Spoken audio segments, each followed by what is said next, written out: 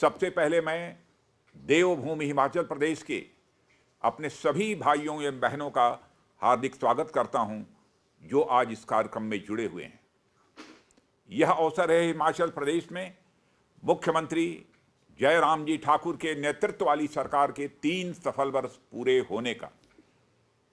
यह खुशी का अवसर है जिसे मैं आपके बीच मौजूद रहकर बांटना चाहता था, मगर कोविड की दुश्वारियों के चलते वीडियो कॉन्फ्रेंसिंग के माध्यम से जुड़ रहा हूं। साथियों, मैं अपनी बात केवल एक बात पर फोकस करूंगा कि कैसे पिछले 3 सालों में हिमाचल प्रदेश में एक बड़ा परिवर्तन आया है। पहले क्या होता था कि हिमाचल प्रदेश कम आबादी वाला एक छोटा पहाड़ी राज्य है, इसलिए वहां रिसोर्सेज की कोई खास जरूरत नहीं है।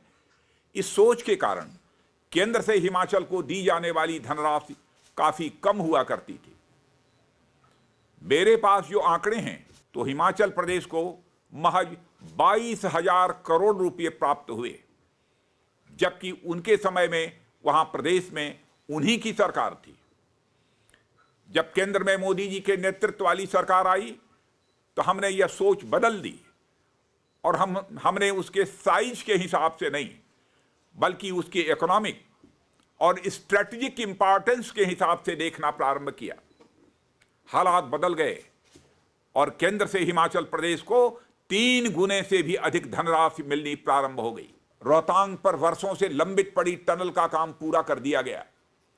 स्वयं हमारे प्रधानमंत्री जी ने अटल टनल राष्ट्र को समर्पित करके हिमाचल प्रदेश के लाहौल स्पीति के हिस्से के साथ ऑल वेदर कनेक्टिविटी मुहैया करा दी।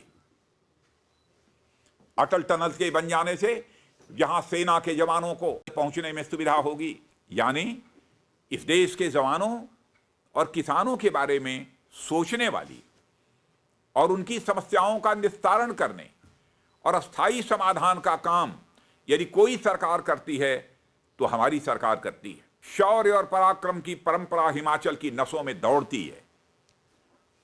आजाद भारत का पहला परमवीर चक्र पाने वाले मेजर सोमनाथ शर्मा हिमाचल के थे और जो सबसे हाल में परमवीर चक्र पाने वाले थे ऐसे कैप्टन विक्रम बत्रा और राइफलमैन संजय कुमार भी इसी हिमाचल के पुत्र रहे हैं।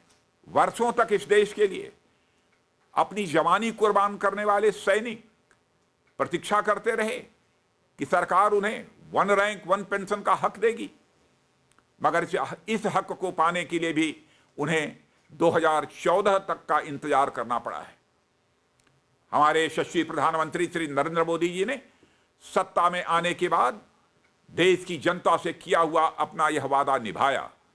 इस देश के किसानों के कल्याण के लिए भी अगर कोई सरकार पूरी ईमानदारी से काम कर रही है तो वह मोदी जी और जयराम जी की नेतृत्व वाली सरकारें कर रही हैं। अब इस देश का किसान मंडी में अपनी मेहनत गिरवी रखने के लिए मजबूर नहीं है।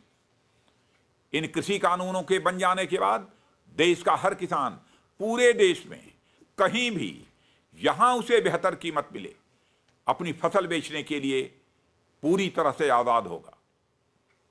बड़े दुर्भाग्य की बात है कि देश में ऐसे लोग जो किसानी का कभी नहीं जानते। भारत के किसानों और बागवानों के हित और कल्याण के प्रति हमारी प्रतिबद्धता तो दीनदयाल जी उपाध्याय के जमाने से ही है। इस पथ से हमें कोई दुनिया की ताकत डिगा नहीं सकती। साथियों, इन कानूनों के बन जाने से किसानों की आमदनी में वृद्धि होगी, मगर कांग्रेस देश के किसानों को गुमराह कर रही है। पिछले कुछ दिनों से इन हुए कृषि कानूनों को लेकर कुछ किसान संगठन प्रदर्शन कर रहे हैं। सरकार द्वारा कृषि मंत्री के स्तर पर किसानों से बातचीत भी हुई है। हमारी सरकार कृषि कानूनों के माध्यम से हम किसानों की आमदनी बढ़ाने का रास्ता खोलना चाहती है।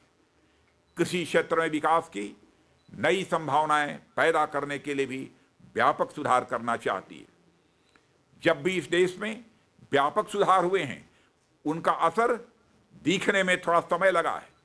चाहे 1991 में नरसिम्हा राव जी की सरकार के समय हुए आर्थिक सुधारों की बात हो या अटल जी की सरकार द्वारा किया गया सुधार हो, उनका लाभ जनता को मिलने में कम से कम कुछ समय लगे हैं। अब प्रधानमंत्री श्री नरेंद्र मोदी जी द्वारा कृषि क्षेत्र में सुधार की शुरुआत की गई है। 4-5 साल न सही, कम से कम 2 साल तक इस नए कृषि सुधारों के परिणाम की तो प्रतीक्षा की ही जा सकती है। हमारी सरकार ने साथियों बहुत सोच समझ के और सभी स्टेक होल्डर्स को विश्वास में लेकर नए कृषि कानून बनाए हैं। मैं किसान भाइयों से अपील करता हूं कि कम से कम 1.5-2 साल इन कृषि सुधारों के असर को देख लीजिए।